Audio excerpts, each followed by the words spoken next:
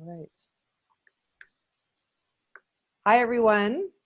So we are gathering here today, members of the International Feng Shui Guild, to share with our followers on different platforms that we will be sharing a feng shui tip, introducing each of ourselves, and then sharing a tip. So we're going to go around in a roll call, and each of our wonderful members will share something. And it'll be a quick tip for about a minute or two. And they will also talk a little bit about what they do as well. So I think this is a great opportunity for our viewers, our followers, our members on our Facebook group to learn a little something about some of our members, as well as to gain a little knowledge in feng shui. So we are going to get started, and I am going to start with Susan Chu.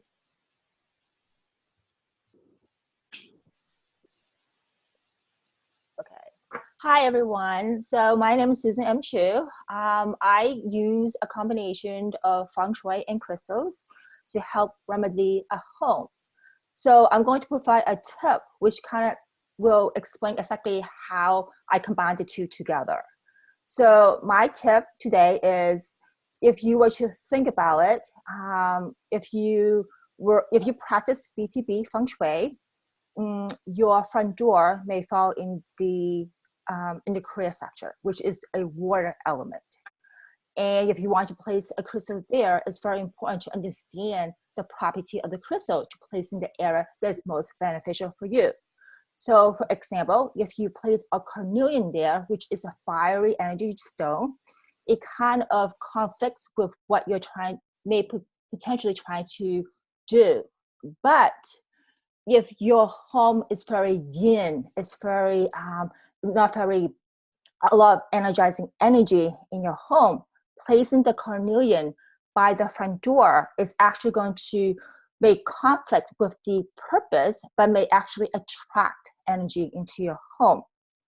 Now, vice versa, carnelian is often associated with the fame and reputation area of a home because it's a fiery energy stone. But for someone who is already a fiery person, it may actually make that situation work. It may have a conflicting or an unexpected result. So it may make a person even more fiery. So too much fire usually equates to maybe being too scattered, not being able to complete tasks, sort of thing. So understanding the properties of the individual stones makes a huge difference when you're trying to combine stones with crystals. Thank you. Yep. Thank you. Okay, so the next person up is going to be Wendy Mackenzie. So I'm Wendy. Hi, my name is Wendy Mackenzie. I trained in the BTB Feng Shui Master's Training Program and graduated in 2007, and Barry Gordon is my ongoing mentor. My specialty is floral intention. I created a program which includes workshops providing sacred space for individuals to incorporate feng shui floral designs as adjustments. My floral intentions is a merger of my feng shui training, floral design practice, and over 30 years of social work experience. I incorporate the 5 elements, the 4 seasons, the 3 principles of heaven, human, and earth, the 2 expressions of self and the environment, creating one adjustment. Since graduating in 2007, I'm continually being mentored by Barry.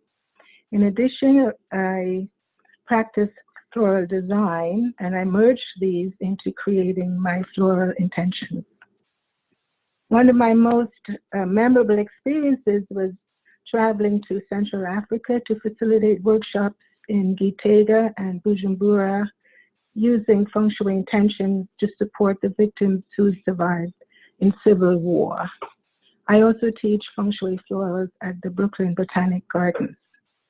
My tip is, Professor Lin Yun always reminded us to always cite the source. So one of the feng shui tips that I use, which I got from the workshop he gave in New York in August 25th and 26th in 2007, he taught that when diagnosing the site, always place the image of the body on the floor plan with the head at the entrance. Whenever I do that, I can immediately sense where the energy is stuck and where to begin the work. Thank you so much. Thank you. Awesome. Okay. So next person. We got a paper. Okay. Next person is Amanda Finch. Tap. Hello, can you hear me? I can hear you. Oh, great. I'll make this short and sweet as I am actually trying to run after my son. I'm babysitting. I recently took more formal training over the past 5 years in Feng Shui. In the 90s, I saw a book. I was totally blown away by what was in there. And I just want to let people know, and our friends, Feng Shui friends, that now there are some great schools out there that are easy to get involved in. And you can actually reference the Guild to get started with that. Here's my tip. I do classical and intentional Feng Shui. I live in Colorado, so I really get to use those mountain features in my practice a lot, which I love. Here's the tip. You have a magical area in the front of your house, either outside or inside. The first thing that you lay your eyes on the moment you open the door, and it could be in another room, it's whatever is directly in front of you, has the power to change an area of your life. For example, if you would like to use this area and put up art that symbolizes the tone or the theme that you would like to call into your life, please do that. And subliminally, others will start working for you on your own goals. So this is a sneaky way to get the other members of your family working for what you most want. If it's a tangible item, it works the same way. And this also works the same way outside of your home. So a lot of people will give their home names. They will give their home a theme on the outside and the inside. But you can use Feng Shui so easily to do that. So there's my little tip. I'm Amanda Finch, and I am a member of the International Feng Shui Guild. Thanks. Thanks, Amanda. Okay, so next person up is Christy Stangland. Hi. Hello, everybody. This is Christy Stangland. I'm the founder of My Paravita, and it's all about, this business I have is all about helping women find peace, power, and play. And we do that with retreats, with meditation, and also with Feng Shui.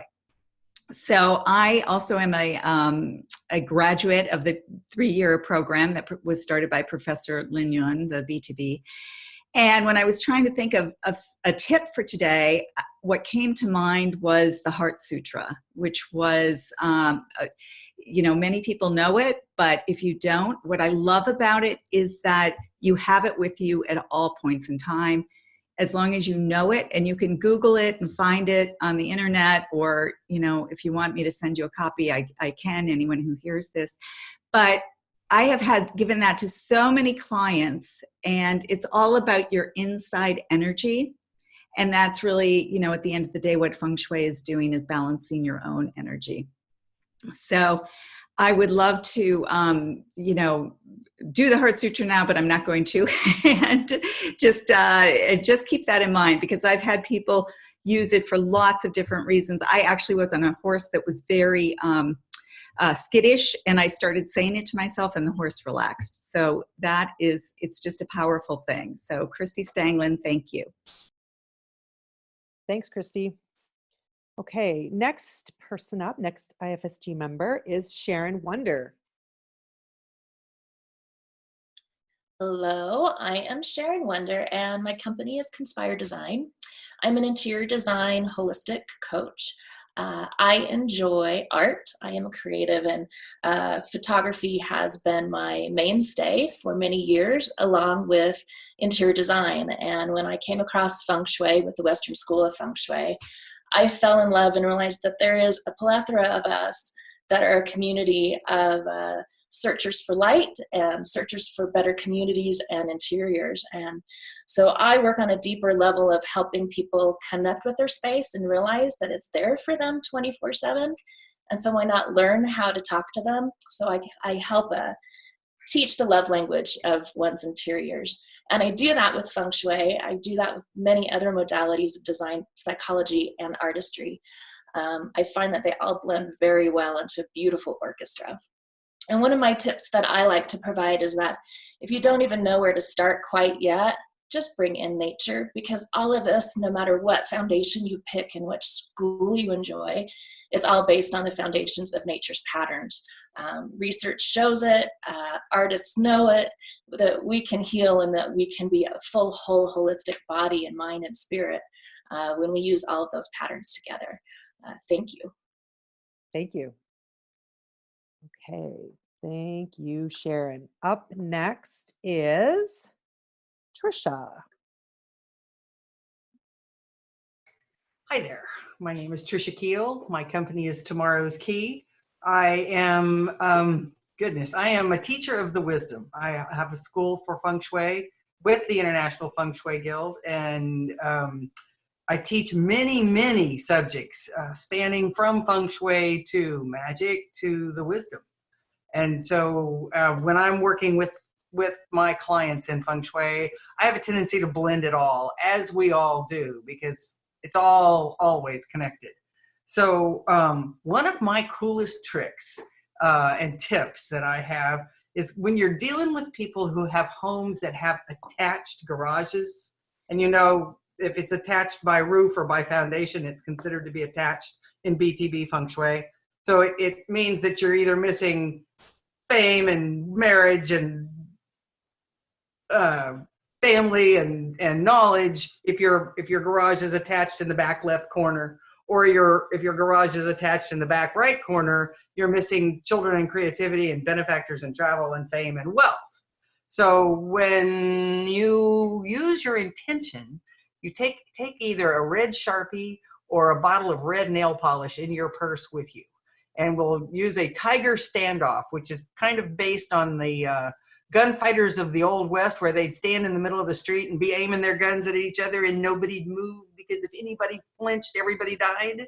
And so you put on the fascia board where the door frame meets the overhang that connects the building to the garage, you put one tiny red dot about the size of a letter O on your business card, just a tiny red dot in the center, horizontally and vertically above the back door. And then over the door that leads to at the garage, there'll be another fascia board, put another tiny red dot, and set the intention that the two tigers will watch each other forever and disconnect the house from the garage by your intention. And in that instant, everything comes back into the footprint of the rectangle of the house that you have on the property. It is a great and powerful trick. And if you could help your client understand what you're doing, they hold the frequency after you're gone. And remind them, if they paint, the house or something, they need to put the red dot back. It's very empowering for them, and it just shifts everything instantly. That's my tip for Feng Shui. There you go. Thank you. Okay, next, Angie. Hi, everyone. So my name is Angie Cho. I'm a Feng Shui expert and licensed architect. I'm the founder of the Holistic Spaces blog, store, and podcast that I host with Laura here. And we also founded the Mindful Design Feng Shui School, where we teach BTB Feng Shui. I'm the feng shui expert at the Spruce and a regular contributor to Mind Body Green, and been in dozens of publications. And my tip for the feng shui beginner would be to start with the bedroom, because that's the area that's closest to you and you spend the most time there. And the easiest way to start is just to look what's going on under your bed and clear out under your bed and let go of anything, because that energy affects you when you're sleeping, and all of the energy of what you keep under there, what you store under there affects you very deeply when you're sleeping. And if you have to put anything under there, because like in New York, we don't have a lot of space, you can stick to soft bed-related items like blankets or sheets. Thank you. Okay, next up is Luann. Hey everybody, and I am so delighted to get to chat with you a little bit today. My name is Luann Civic, and I am the owner, founder, president of Inner Harmony Feng Shui School, and I have been teaching interior alignment feng shui since 2004. Interior alignment is the school founded by Denise Lin. She wrote the books Feng Shui for the Soul, Sacred Space, a bunch of other ones. And I love this system because it integrates both very ancient knowledge as well as modern day issues and challenges. And I've enjoyed listening to all the other tips, and some of them I was like, oh, that was the one I was going to say. So I just want to say everybody has brilliant tips on here. Anyway, what I would like to share with people is a more modern day problem. 4,000 years ago in China, they did not have the problem of clutter. It is a situation that we might all have in our homes, and because I define clutter as anything you don't love and you don't use. And so many of us can look at what we don't use and say, oh, we need to get rid of that. But I'm going to encourage you to now look at things in your home that you don't love. Things that might have a negative connotation for you, something that you're holding on to because you feel obligated or because you're afraid that if you get rid of it, you might need it, which is it's living in an energy of lack. And so really looking at surrounding yourself with the things that you love. Those things, it's my belief that things all have their own little personality. Those things will feel your joy that you emanate to them when you love them, and they will echo it back to you, and your home will just feel more and more like a place of loving, nurturing because of what you're instilling in it. So that's my tip. Take care. Thank you. Thanks, Luann. Next up is Wendy. Why? Hi, everyone. I'm Wendy Y, or Wendy Yoching, and I'm really, really happy to be here. Thank you very much, you guys, for those wonderful tips. I'm the founder and owner of Healing Spaces Caribbean, and as you can probably tell from the picture behind me, that's where I live. I live on the beautiful island of Tobago. And my specialty, I specialize in BTB Feng Shui with a little bit of Caribbean thrown in, and I love to do workshops and, of course, consultations for home and business. My tip today is one for the beginners. It's one for people who don't necessarily have formal Feng Shui training, but they know that things need changing in their lives and they would like to do that.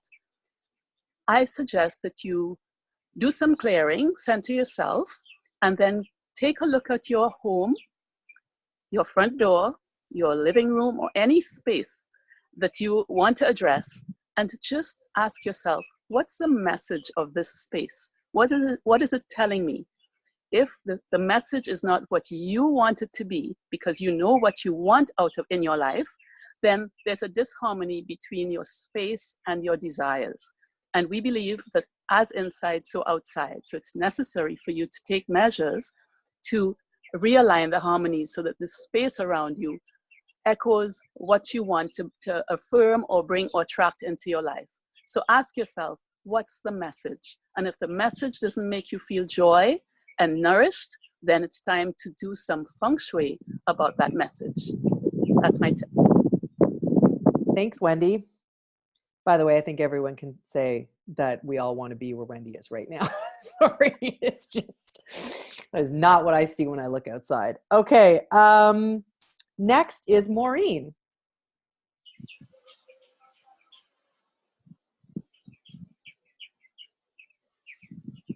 Okay, Maureen Calamia, and my business is Luminous Spaces Feng Shui. Luminous Spaces is, it's centered around a concept called biophilia, which is our love of living things. And I have a real passion for helping people recognize that in our modern world, we are so disconnected from nature, and there are things that we can actually do and we do need to do. And Feng Shui is certainly a big part of that. So I have a Feng Shui school called Luminous Spaces Feng Shui, which is based on this biophilia. I also call it my re-nature philosophy, because in order to create this greater balance in our lives, we really kind of need to re-nature our spaces. So I teach Feng Shui, earth energy healing, and something called biophilic design. I teach it for Feng Shui practitioners right now, so it well into the 5 elements in Feng Shui. So my tip, 3 words: plants, plants, plants. Of course, right? I'm the nature person, but that's kind of like the number one thing when I go into a client's home. What makes our places feel alive? It's live, healthy plants. So if there's not enough of them, I'm asking them to go out and get some more. Certainly, there's certain places in our home that are better, but there's almost no place that's a bad place for plants in my book. A little bit. You certainly wouldn't want an overgrown forest in an area that is governed by the earth element or metal. But I think plants should go everywhere. I think any plant. I think variety in the types of plants we bring into our spaces is important. So I'm a big proponent for that, and it's going to bring you lots of oxygen. It's going to bring you great moisture into the air. It's going to connect you with health and vitality and just bring lots of positive energy into your space. So thanks. Thanks, Maureen. Next is Catherine. Hi, how is everybody today? I'm Catherine Wilking of Feng Shui Designs. I was interior decorating 30 more years ago and moved into home staging and then Feng Shui consultations. It seemed to be a really good fit. So right now I work with entrepreneurs, team leaders, and managers that want to make a difference in their business. And of course, the business goes hand in hand with the home. And so we do a lot of space planning as well as business organization. But one of the elements that I work with, I just love the 5 elements, but one of the elements that's most misunderstood is the fire element. Because the fire element can be very destructive and very, very aggressive. And it has a stereotype of being dominant, consuming, controlling, and having these drama moments or letting people sound off in the middle of a meeting when they don't need to be. But one of the things that's really, really important with your business and or your home is to secure that fire element, because it is fame and reputation. Reputation means you don't sound off at other fire people, right? But your fire element can be supported with some very easy things like hanging up thank you cards, right? References from your clients. Put your new business cards up there. Put one of your books up there and posters. And this is all supporting your fame and reputation. So another thing with fire and going back into the personality, some people are afraid to stand up and voice their opinion, raise their hand. And I tell people they don't have to be fire dominant in their business. They just need to have a fire moment every once in a while to stand up, assert yourself, and get things done. And you too can have a Feng Shui day. Thank you, Catherine. Thanks. Next up is Candice. Hello. Can you guys hear me? Yep. Okay, got it? Okay. Yep. So my name is Candice Berlinga. I am from Feng Shui by Candice, and I specialize in, I've practiced classical Feng Shui, and I tend to focus on Feng Shui for businesses and business owners.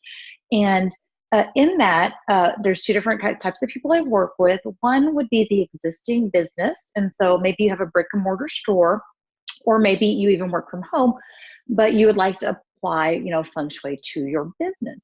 Another type of person I tend to work with is the person, the client that maybe wants to start a business, but they're not really sure how to execute it. And there's many different things we look at in there. I'm not just a Feng Shui practitioner, but also practice the Vatsa readings, which is the 4 pillars readings. And I also practice date and time selection, which works for helping business owners lend supporting energy to their action. So for example, if they would like to maybe have a grand opening or, launch their website, we could look at the best dates and times to do that. That supports them. Another thing I focus on is location selection. And so whether you are an existing business that is looking to move, or you are a business, you're looking to, open up doors to a business, or even just an office building to work in. So the environment is a large portion of Feng Shui, and the biggest, I think, tip I could probably provide to business owners is if they start with the best location for their business and the best supporting energy that the environment can offer, then that'll actually negate a lot of the problems that they might experience later on. And another tip or more advice I would have for the business owner would actually be to focus on your desk, your cash register, or like your reception area. So you want to make sure the desk, reception, and cash register are not under things like the slanted roof. Of course, we always hear you don't want to put things under like a sloped roof. You want to avoid placing these important areas underneath beams, the wall beams. Or I'm sorry, the ceiling beams, and you want to avoid placing really heavy bookshelves over these areas that can actually suppress and lower the amount of chi or the amount of energy flow around you. You also, of course, clutter was addressed earlier. You want to make sure that you don't have a cluttered area and that you have enough room to move around your space. And I have a guide on my website that I will, if you could put a link up to, it'll just be on their front page. And it's an 8-page guide for business owners in applying Feng Shui to their space very easily. Thank you. Thanks, Candice. Thank you. Thanks. Okay, next up is Gillian. Hi, my name is Gillian Rothschild Scholar, and I am the owner and master consultant at Feng Shui in Motion. I help people, often people who are in a helping profession or in a healing position and are usually a little intuitive themselves, deal with big challenges. People contact me for clarity and direction, and they're looking for someone they can trust so they can confidently know how to move forward. I am a classically trained Feng Shui practitioner. I am part of the Wu Chang Feng Shui mastery lineage. I've been working in Feng Shui for over a decade. In addition to Feng Shui, I also practice little Chinese astrology. I work with divination systems like the I Ching and Qi Men Dun Jia. I also practice date selection as part of a comprehensive component to my practice, and I help with geopathic stress remediation. My tip is regarding being open to change. Often I have found in my practice that people are afraid of what's going to happen, and they're really worried about what they cannot control. So I encourage you to be open to change, because what if what's coming is better than anything that you can imagine? That's why you're calling for help, and that's why you're looking at Feng Shui, because now you're ready to start considering how your environment can help you thrive and be better, have more well-being and abundance, love and relationships in your life. And the way to go about that is to be open to change. In that regard, I would suggest focusing on one thing. Feng Shui is huge, it's deep, there's amazing wisdom that we can all offer. And it is important to focus on one thing And I suggest trying that for 90 days. Give that a try, assess what the results are so that you can identify what's working and what's not, and then try something else. Thanks, everybody. Thanks, Gillian. Okay, so we are almost done. I will do my tip in a second, but before I give my tip, I thought I would introduce Deb, who is the International Feng Shui Guild's CEO. And she's not going to share a tip with us today, but she's definitely going to introduce herself and say hello, right? Yeah. Hi, I'm Deb Dermeyer-Lamb, and I have been a member of the Guild since I think around 2004, and actually started on the board not long after I joined. I sort of got snookered into it, and then pretty much immediately loved working on the board and being a part of the leadership and getting to know members. And then in 2007, I took over the office position, and I've been doing that since 2007. And honestly, I think some of the things I love about the Guild, I love that we are all inclusive and that everybody has a place here. There's nobody that's not welcome, because we know and believe that Feng Shui works for everybody, no matter what type you use, what perspective you use, who you are. You know, we embrace all perspectives. And the other thing that I absolutely love about my job and what I do is meeting all the members. I mean, coming and going over the last 12 years has been truly amazing. I'd say probably nobody on this screen I have ever met in person, but honestly, I feel like I know you all, not just your businesses, but you personally. And I'm really grateful for the Guild and for everybody here and everybody that's not here. You know, we miss you. I plan to be around for a long time, so if you ever need anything, if you're a member or a non-member and you need some assistance from the Guild, just shoot me an email and I'll get back with you as soon as I can. Thanks. Thanks, Deb. And thank you for everything you do. And thank you for doing that, because I know you really, really wanted to do that.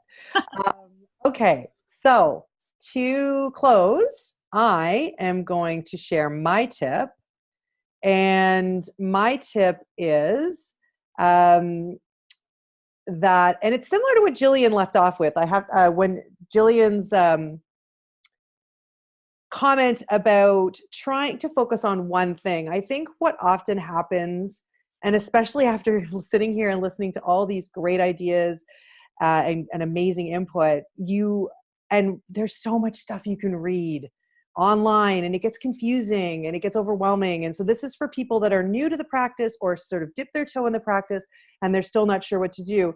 Just take one of these tips that someone has given you today from one of our amazing members. Try one of these tips and maybe do one in the week, and then one, another week, and try just to slowly implement them and to focus on things that really resonate with you. I think that's important, because I think sometimes people come to this practice, clients, and I think a lot of us that are here today can this makes sense and this sounds familiar. They come from a sense of worry and sometimes they really, really need help. And my one thing I want to bring clients is just the fact that they can relax, we can hold space for them, and we can let them know that you don't have to do a million things to get the amazing benefits of Feng Shui. That if you start, less is more. I think less is more, and staying simple is the better way to do it. So if I had to leave one quick tip, if you were like, oh my gosh, what should I do? Hang a Feng Shui crystal in the middle of your bedroom and deal with the centers. So the center is, if you're feeling that kind of, woo, there's a million things going on, focus on the center. Focus on the center of your home or focus on the center of your bedroom. And hanging a Feng Shui crystal is a really quick way to do that. And that is it. So we are done, and we're going to close this by everyone, all of these great members, saying goodbye to all of our followers and other members that are watching this. So thank you guys for joining us, and bye. Bye. Bye. Awesome.